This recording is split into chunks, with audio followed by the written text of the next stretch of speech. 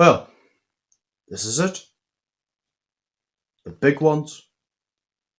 The grand send-off. The epic swan song to a show that's been on for 12 years now, with 11 seasons, and it's quite possibly the longest show I've ever seen. But I will say,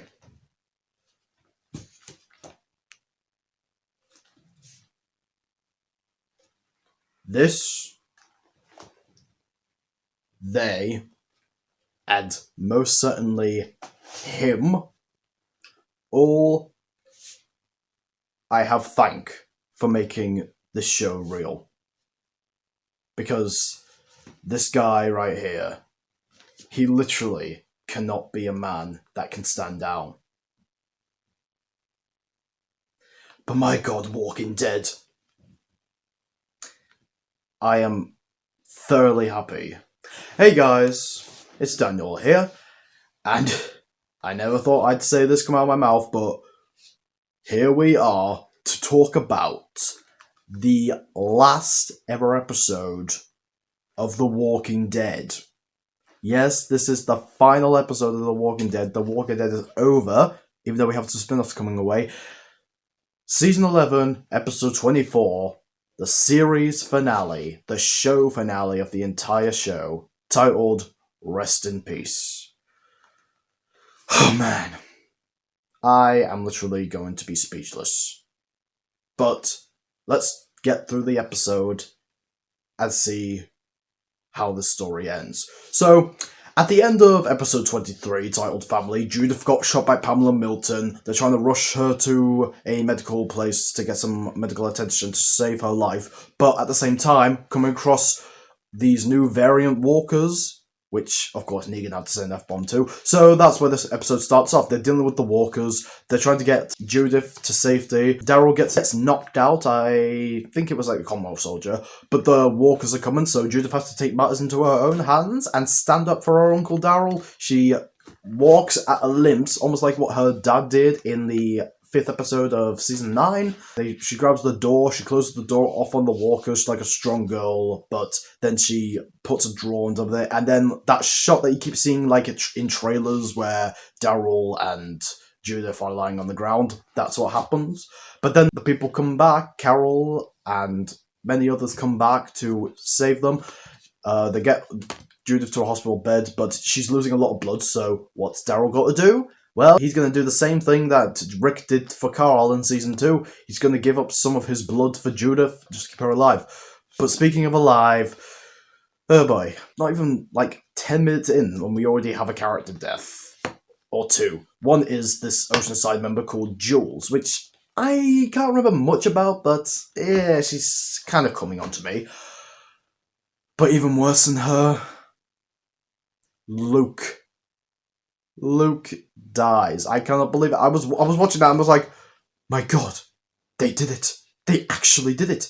They had a character that's been MIA for a while and they bring him back, and then a few episodes later when he comes back, he gets killed off. Seriously? What? Why do you keep doing this show? Like, even in the final episode, you had to do it. You had to bring a character that's been MIA and then just kill him off at the end, and that's just so sad. Now, it could have something to do with the fact that Dan Fogler was filming Fantastic Beasts at the time, so that's why he couldn't have so much screen time in the show, but just seeing Magna and Yumiko and Connie and Kelly's reaction to his death just broke my heart, because they were like one of the ultimate groups that was introduced in season 9, so all of them coming together to mourn over his death. Magna kissing him and saying that she loves him. Connie and Luke sharing an exchange with this one object. Just, it's so sad. Rest in peace, Luke. You will be missed.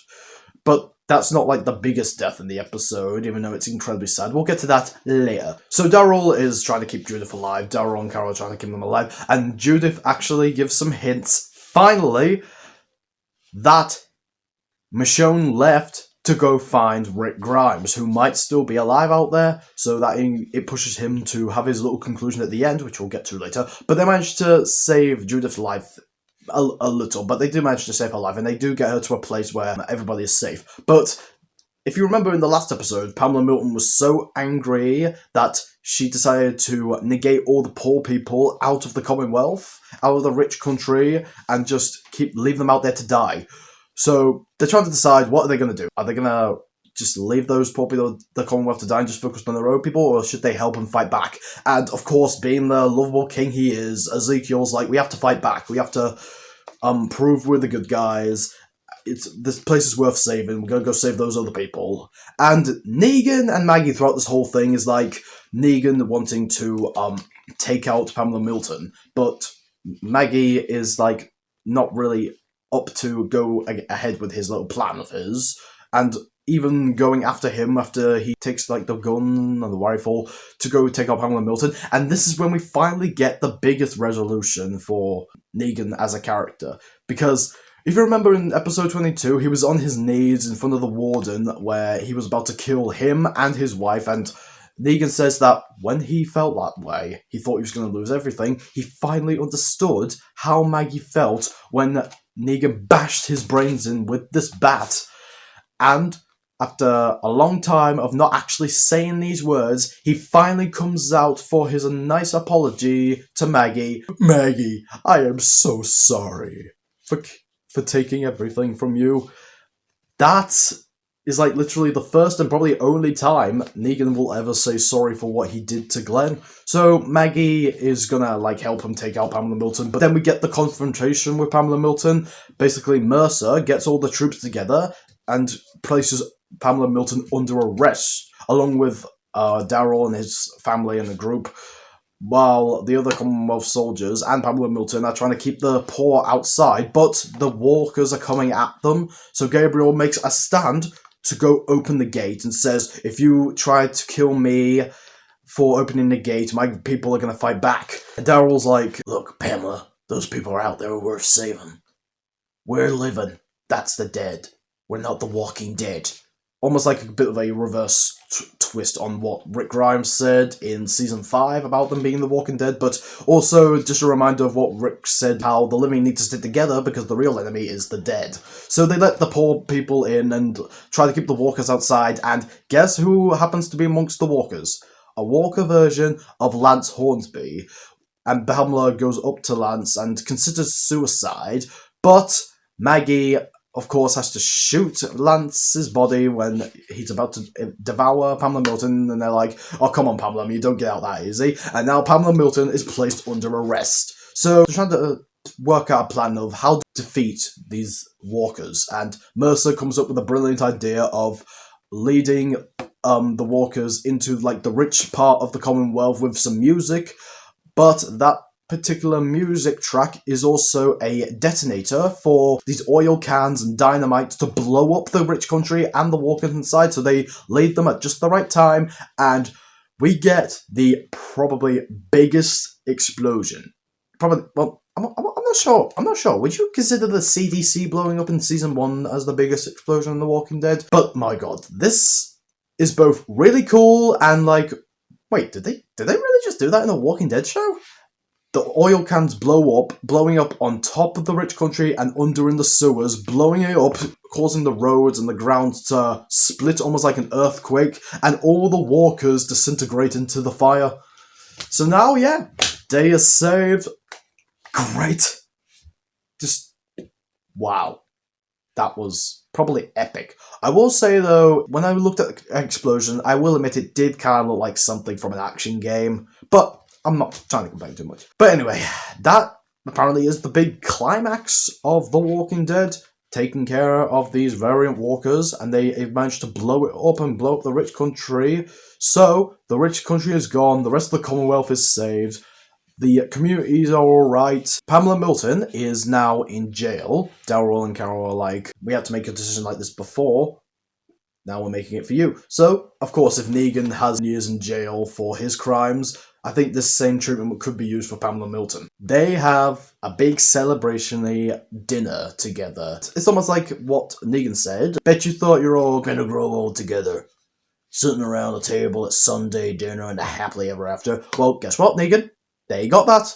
only you're standing outside while they're doing it, until Maggie comes over to him and has a talk about how much of a great guy Glenn was, but also talking about how she sees now that Negan is changing. But even after she knows that he's changing, and after everything he's done, she's still not going to forgive him, because when she looks at Negan, all she has is memories of how much of a fantastic guy Glenn was, and how much of mocking and torture Negan caused both of them when he bashed his head in with the bat. Of course, Negan wasn't expecting her to forgive him, but that's pretty much what we have now.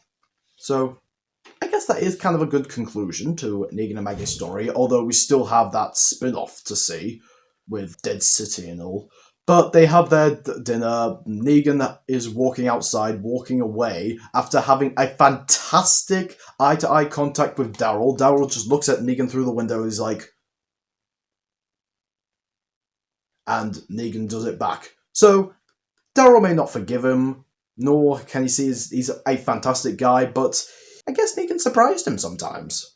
Anyway, let's talk about, the biggest sadder in this episode. You see, earlier on, while this conundrum was going on with Judith in hospital, Eugene, Rosita, and Gabriel went off to go find some remaining kids, mainly to find Rosita's daughter, Coco. They find Coco, and they try to get themselves to safety, so they have to jump to this pipe, or climb up the pipe, or jump up the pipe, whatever they do, to get into a safe building.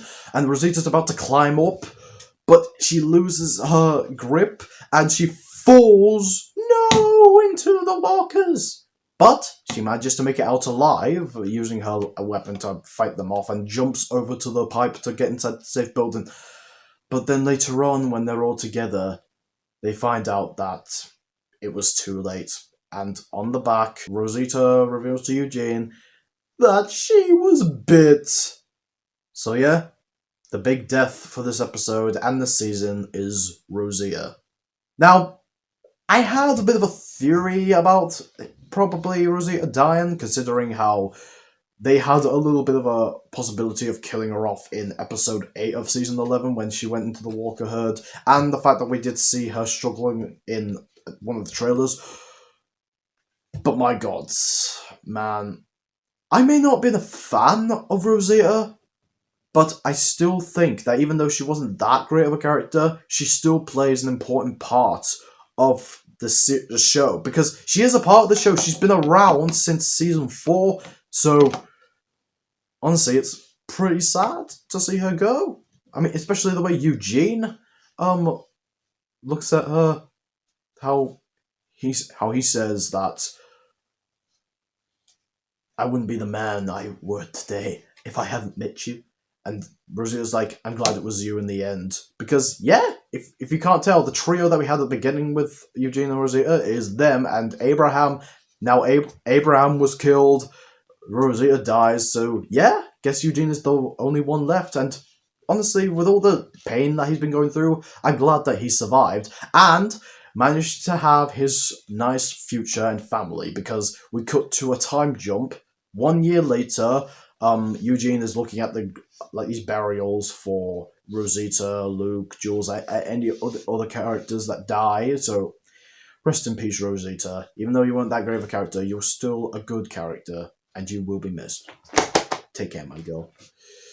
Eugene and Max are now together. They finally have a baby named Rosie, I think, named after Rosita. And we've all been wondering who's going to be the new leader of the Commonwealth now that Pamela Milton and Lance Hornsby are out of the mix. Well, honestly, we can't just ignore the fact that the person that always deserved it was my boy, Ezekiel. So yeah, guess Ezekiel is now the leader of the Commonwealth, or the governor of the Commonwealth, while his second in command is Mercer, who's going to be taking the second in command. And yeah, after losing the kingdom and all his people, Ezekiel is finally back here again. So they're trying to rebuild the Commonwealth, trying to rebuild the world of what Rick Grimes and his son Carl wanted, the same wish that Paul Robia, formerly known as Jesus, believed in when he brought all the communities together those many years ago. I think I just said the same words as Ezekiel did in season 9. So we go back to Alexandria, which didn't fall. I actually wasn't expecting. I actually thought Alexandria was going to fade out. But of course, in the words of Ezekiel, again, Alexandria will not fall. Not on this day. So they reunite with like Gracie, Aaron, and Gabriel, and all those other characters. Maggie is talking to them, and they're like, you know, we managed to save people in here. Why don't we go out there and see if there's people who need saving out there? Try to go around the rest of the world. And one thing you'll notice is that Negan is nowhere to be seen after the 1 year time jump. The only hints that we get of Negan is when he sends a package to Judith, turns out it's a letter, and that watch that Judith gave Negan when he escaped in season 9, and Judith says, I managed to find my way with this watch. You will too. But we never see what happened to him, so maybe that's going to lead into Dead City, because if you notice that he's gone, but Maggie is still here, so is Maggie going to, like, try to go find Negan, and that's what leads them to New York? We'll just have to wait and see.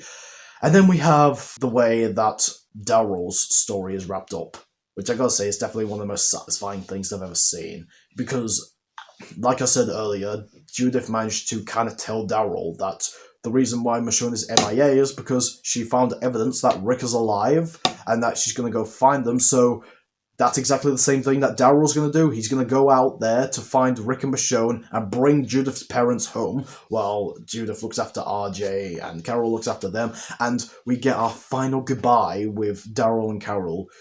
Man, these two, ever since season 1, so of course they'd have to have an emotional goodbye. They say they're best friends. He says, I love you. She says, I love you too, as best friends do. And since he was being on his own, kind of like a solo dog, he's now off solo again, on his motorcycle, with his crossbow, going off to go find Rick Grimes. And the way that he just rides off into the distance, into the woods, it's just, like, out of this world. And of course, we get the ending. And we actually think that this is going to be the end of the series, but we're not done yet, because there's an extra ending. And in some cases, people might think this is an end credit scene, but it's played before the credits when I saw it on Disney+. But, my god, this ending, it's going to come in history as one of the greatest tributes to a show, as well as one of the greatest return of characters to show I've ever seen. Because, you see, in this ending, we get a montage of all the people that every character has lost. You name it. Laurie, Shane, Carl, Andrea, Glenn, Dale. I knew Dale was going to get mentioned in this final episode. Haha. As well as Andrea. T-Dog, all those people. Herschel, Beth, everybody. And there's narration from these two characters. And who, of course, do these two characters turn out to be? Well, one of them is Michonne. Yes, Danai Gurira returns as Michonne in this episode, which, of course, I love how every character from the show managed to make a tribute to this final episode, including Morgan, which I will say in a minute. But she's still out there, and we actually do get a scene with her herself, as she's wearing some kind of uniform or suit, while she still has her sword and a horse, still going off to find the mysterious Rick Grimes, and sees like a bit of a, I think it was like a walker herd she sees in the distance, almost like it's almost like a Lord of the Rings apocalyptic kind of scene. She rides up into the distance. But of course, we have to talk about the biggest point of this ending. The other person that narrates over this montage, and the other person who we actually see in real life, is none other than the goddamn man of the Walking Dead franchise himself. It's the return of frickin' Rick Grimes. Rick is finally back. We all knew he was going to return in this final episode. So basically what it does is that he's writing a letter. He has his boots and that phone that we see in Michonne's final episode. He puts it in his bag, throws the letter in a bottle and off into the ocean to try to get to his family. But guess who just happens to come and arrest him? It's none other than the people of the CRM. Because remember, the reason why Rick was gone is because Jadis, the leader of the trash people in in the Walking Dead, was trying to get in communication with this CRM group, but she managed to find Rick Grimes on the ground, injured after he blew up the bridge to save Alexandria, and she takes him off to the CRM in a helicopter, and theoretically he's still hanging out with him, and now we see that he's been trying to escape them, but he gets caught, and he throws the bag onto the ship that Michonne will come across later on, and the way that he looks, his beard and his hair, is almost like he's gone back to what he looked like in Season 8, actually, but this might be like a bit of a flashback before, well, of course, it's got to be a flashback, so maybe he looks different now, but we just have to wait until the Rick and Michonne show comes up. But damn it, man! Rick Grimes is finally back, and I love how, even though it's only a few minutes of screen time, he did everything he needed to do, and it almost felt like his story came to a closure, even though there's more to come, because in some cases, if you remember in Season 1, Rick was going into a big city, aka Atlanta, with a bit of hesitation for what's to come. Now he's looking at a big city now. I don't know what city it is exactly, but he's looking at it now, but he has confidence and even has a smile on his face. On the last shot that we see him, he's looking at the helicopter, he's looking at the city, he's looking at the camera, and he has a smile on his face. He's wearing like a CRM uniform or something. But that's what we get of Rick Grimes. It's so glad to have him back, and even if it's a few minutes of screen time, Andrew Lincoln did everything he needed to do for this final episode, and I'm glad that he finally got a good kind of send-off, but also I'm glad that he's finally going to be coming back, and I gotta say, the whole "we're the ones who live" scenario with the characters, again, it's just so satisfying. Even Morgan says it, every character who died, Michonne says it, Rick says it, and then finally, the final one who says it is Judith Grimes. She looks out in the distance, excited for a new future, and she says, "We're the ones who live." And that's it! That is the end of the Walking Dead series. A few things I want to mention. First off, Annie and Virgil are nowhere to be seen in this episode, which is kind of weird because Annie was in Alexandria when we last saw her, so we thought, okay, maybe she's going to come back. Although there were a few recuts, and of course Norman Reedus had that injury, but it still would have been nice to see where she was. And Virgil doesn't even show up in the rest of the series after episode 8 at all. So what the hell happened to him? I thought he was going to come back and have something to do with trying to find Rick or something, but I don't know. But anyway, this was a fantastic finale. It's one of the most greatest finishes to a franchise I've ever seen. Also, the fact that you end it here, it's pretty hard ending to tell. So in that case, Rest in Peace is definitely a perfect wrap-up for many of those characters. Because yeah, not everything was wrapped up, and there's still build-up, but the fact that they went out of their way to try their best to make it a resolution, even with characters that have been MIA for a while, even if they come back, even if Rick Grimes only comes back for a few minutes, and the fact that it still feels like a bit of conclusion makes it more than worth it. So, to the creators of the show, to the actors, to my brother for introducing me to the show, I want to thank you. I really do. Thank you for giving me a show that I wish I could be a part of, and I do hope to be a part of a show like that. And I cannot wait to see what more you have in for the franchise. So, good luck out there. I'm Daniel, reviewing movies, TV shows, and doing videos, and giving my nice tribute to The Walking Dead. Till then, peace out, man. I love you, man.